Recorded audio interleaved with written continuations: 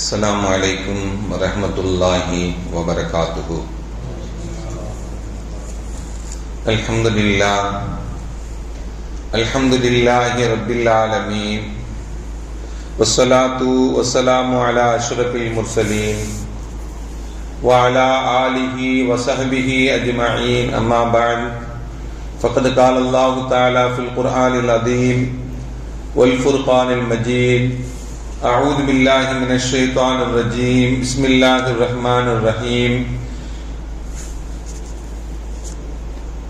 يا أيها الذين آمنوا اذكروا الله ذكرا كثيرا وسبحوه بكرة وأصيلا. رب اشرح لي صدري ويسر لي أمري واحلل عقدة من لساني يفقهوا قولي. اللهم صل على سيدنا محمد، اللهم صل عليه وسلم.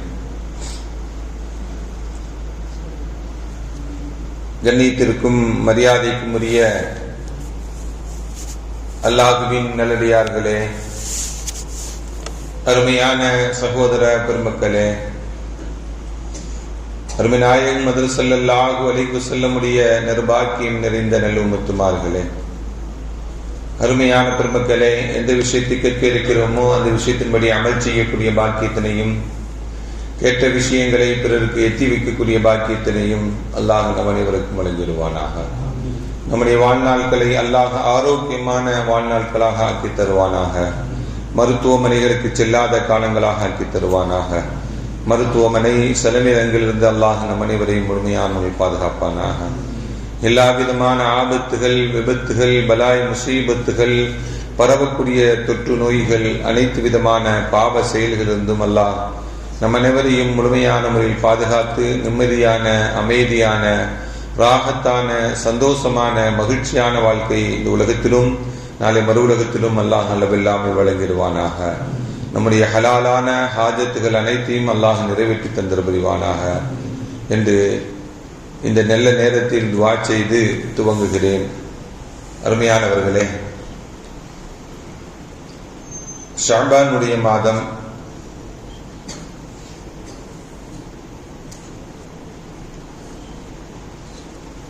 ரமலானை எதிர்பார்த்துக் கொண்டிருக்கக்கூடிய காலங்கள், கைவிட்டு எண்ணக்கூடிய நாட்களில் நாம் எல்லாம் அல்லாஹ்வுடைய கிருபையினால் ரமலானை அடைய இருக்கிறோம். வல்லவன் அல்லாஹ் புனிதமான ரமலானை அடைய செய்து அந்த ரமலானில் பரிபூரணமாக நோன்பு நோற்று இரவு நின்று வணங்கி இன்னவர நல்ல அமல்களையும் லைலத்துல் கத்ருடைய இரவை அடையக்கூடிய பாக்கியத்தினையும் தருவானாக. அருமையான பெருமக்களே, நம்முடைய வாழ்க்கையில் எல்லா நிலைகளிலும் இறைவனுடைய ஞாபகத்துடன் நாம் வாழ வேண்டும்.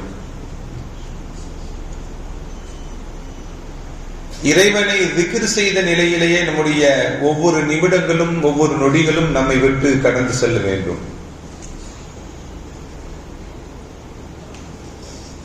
அல்லாஹ் சொல்லுவான்: யா அய்யுஹல்லதீன ஆமனூ, ஈமான் கொண்டவர்களே, உதுகுருல்லாஹ, அல்லாஹ்வை திக்ர் செய்யுங்கள். திக்ரன் கதீரா, அதிகமாக அல்லாஹ்வை திக்ர் செய்யுங்கள், அல்லாஹ்வை நினைவு கூறுங்கள். வஸப்பிஹூஹு புக்ரத்தன் வஅஸீலா, அவனை தஸ்பீஹ் செய்யுங்கள், காலையிலையும் மாலையிலையும் செய்யுங்கள் என்று குர்ஆன் வசனம் நமக்கு அல்லாஹ்வை திக்ர் செய்வது சம்பந்தமாக, இறைவனை தஸ்பீஹ் செய்வது சம்பந்தமாக குர்ஆன் வசனம் நமக்கு சொல்லித் தரக்கூடிய செய்தி.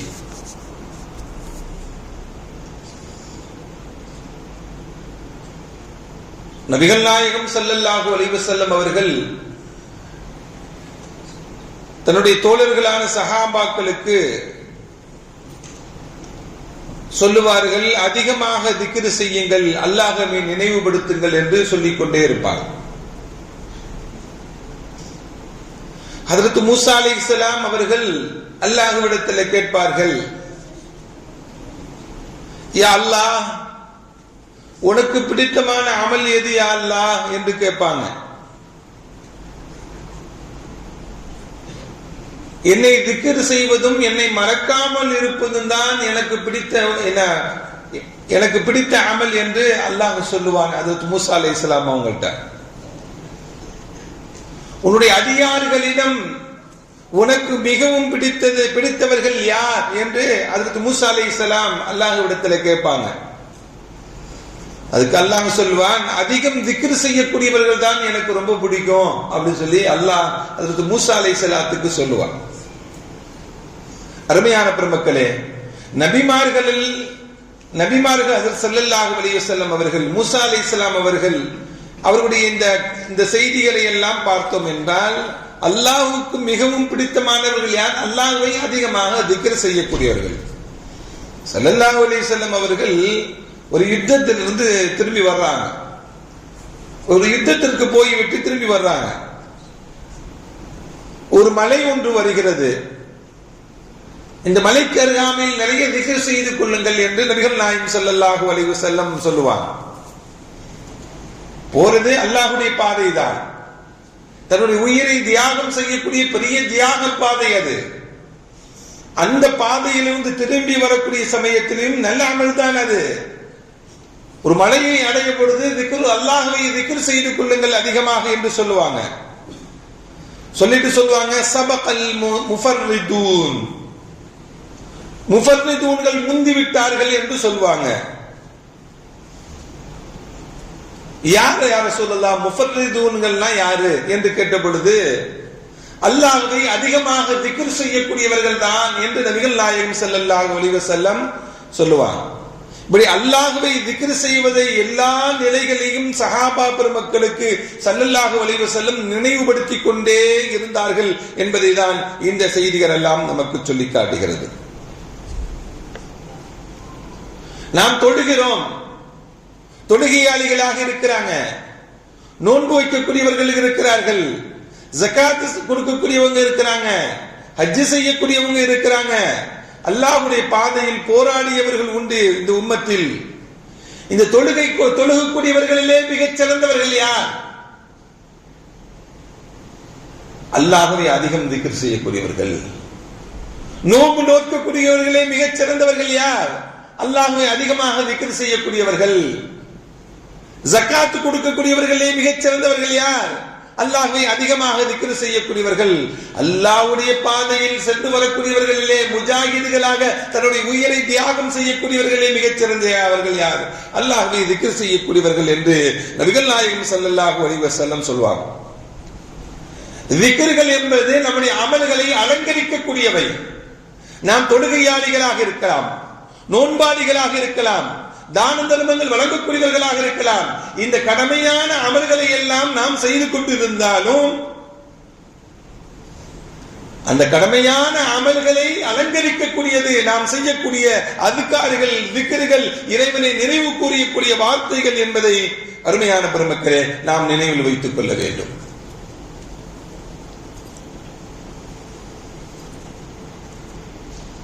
உலமாக்கள் பெருமக்கள் எல்லாம் இப்படி சொல்லுவார்கள்,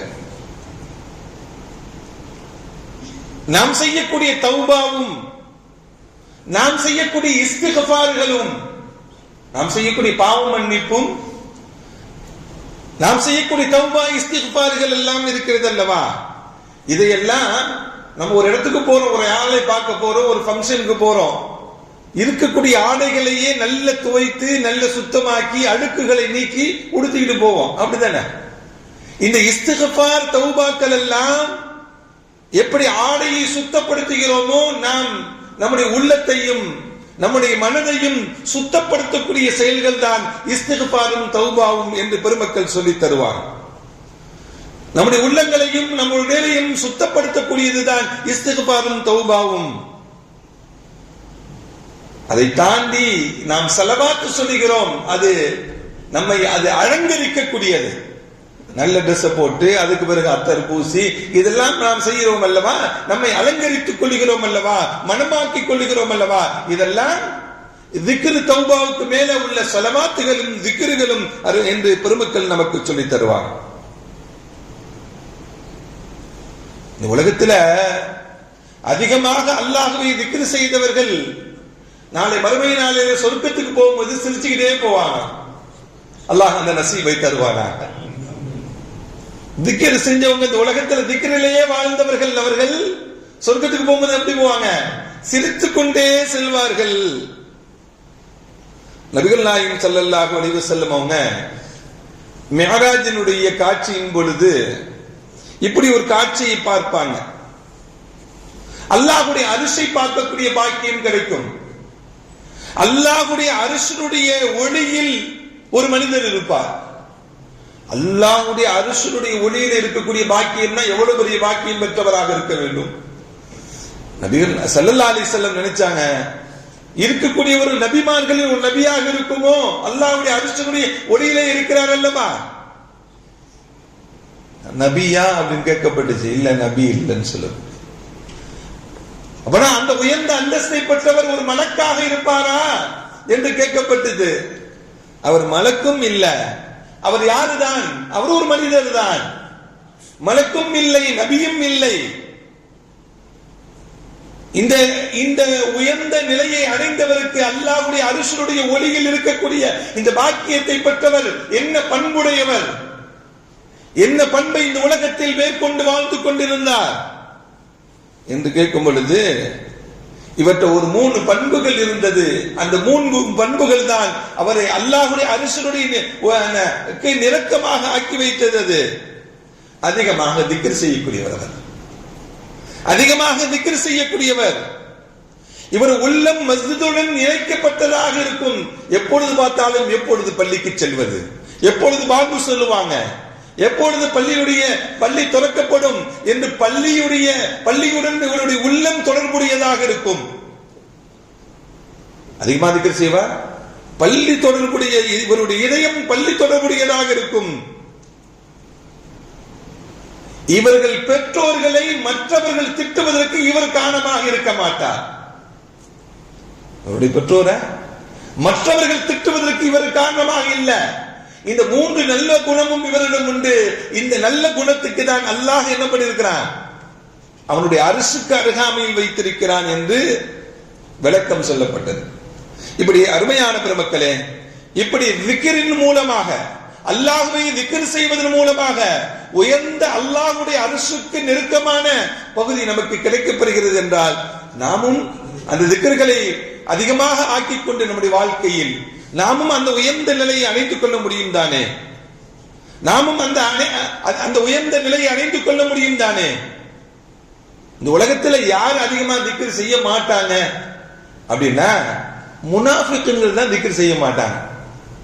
முனாஃபிக்குகள் தான் திக்ரே செய்ய மாட்டார்கள். அவர்கள் லா யذ்குரூன இல்லா கலீலா.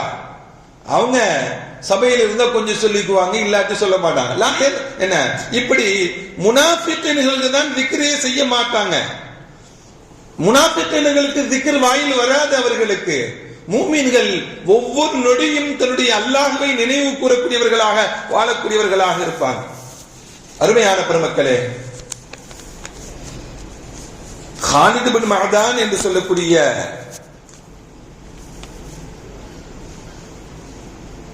பெரிய மகான், அவங்க குர்ஆன் அனுதினமும் அதிகமாக குர்ஆனை ஓதக்கூடியவர்கள். இதை தாண்டி ஒரு நாளைக்கு 40,000 திக்ர்கள் செய்வாங்க. அல்லாஹு அக்பர். எவ்வளவு? 40,000 திக்ர்கள். அல்லாஹு அக்பர். நமக்கும் அல்லாஹ், அவரும் 24 ஹவர்ஸ்ல தான் வாழ்ந்திருக்கிறாங்க. அல்லாஹ் நமக்கும் அதிகமாக திக்ர் செய்யக்கூடிய பாக்கியத்தை தருவானாக. அருமையானவர்களே, இப்படி திக்ர் செய்யக்கூடியவர்களுடைய நாவு சும்மா இருக்காது, திக்ர் செய்யாமல் இருக்காது.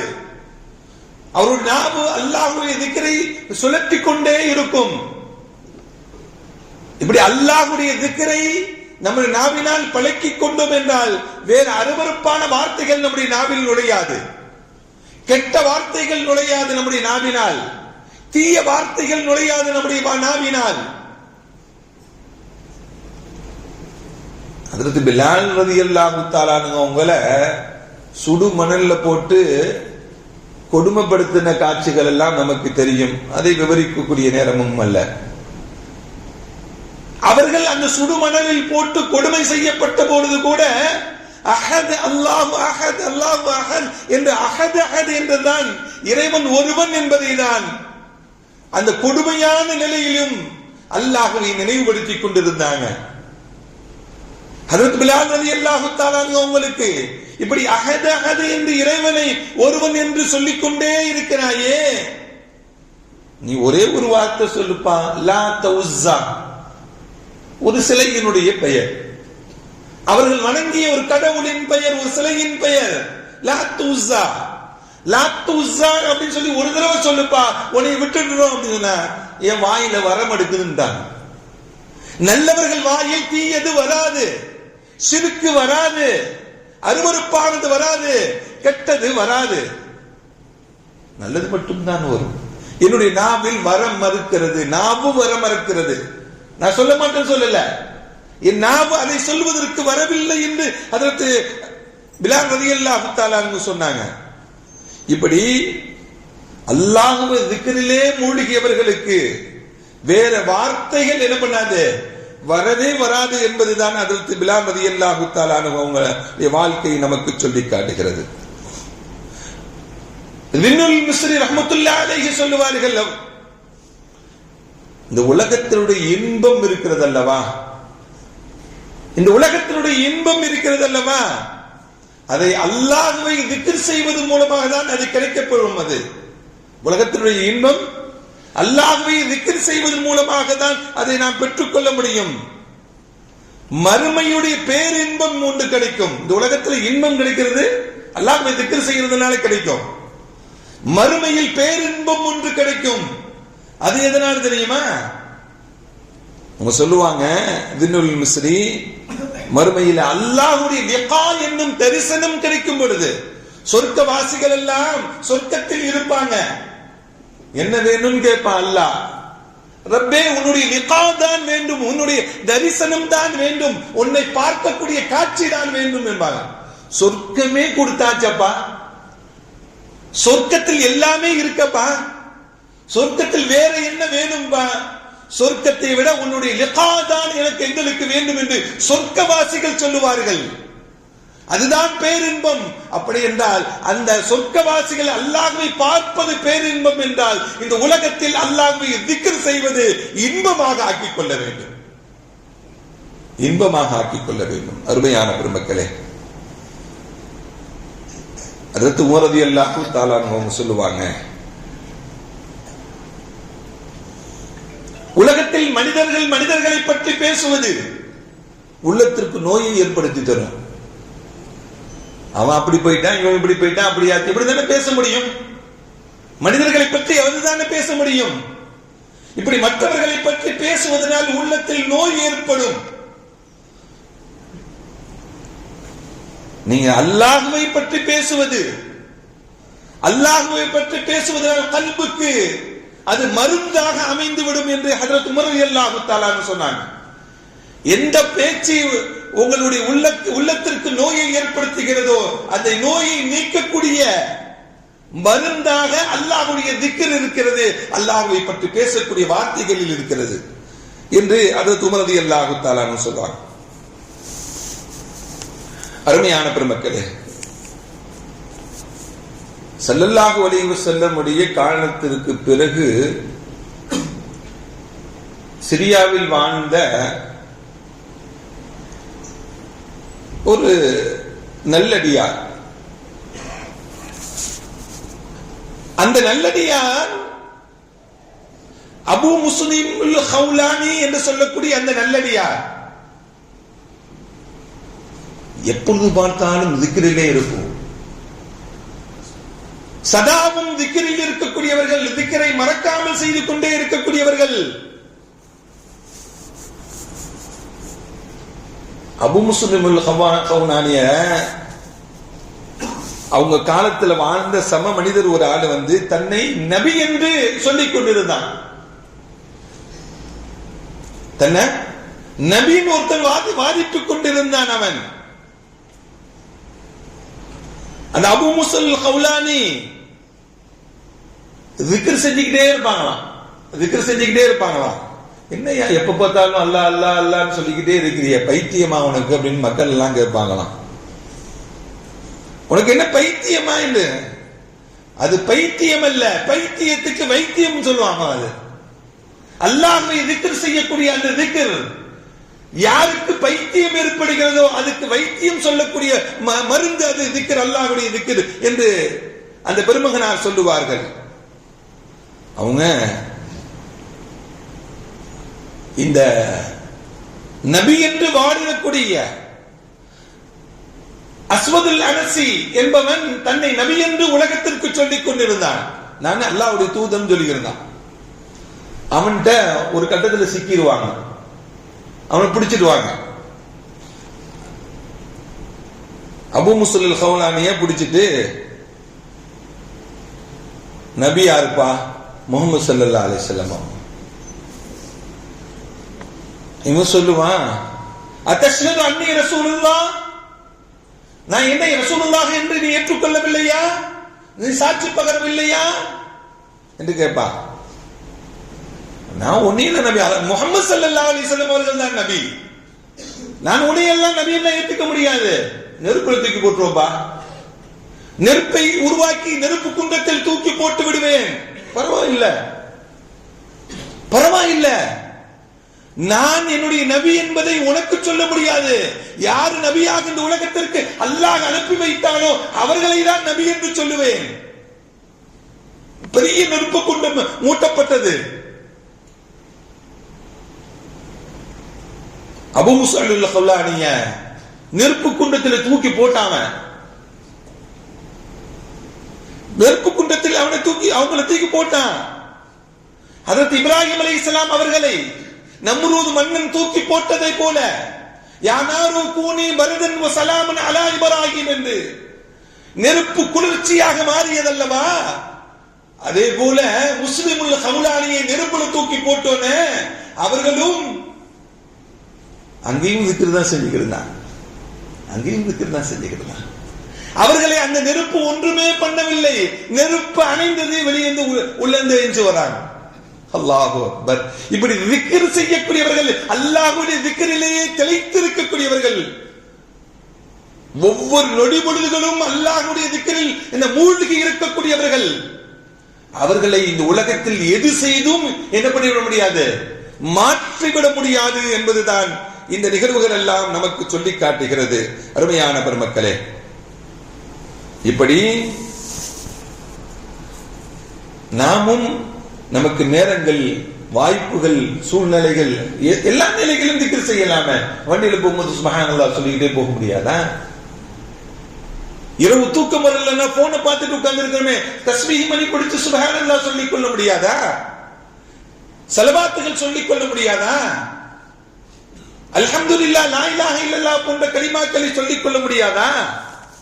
இப்படி திக்ர்களை நாம் வாய்ப்புகளும் சந்தர்ப்பங்களும் கிடைக்கும் பொழுது நாம் செய்து கொள்ள வேண்டும்.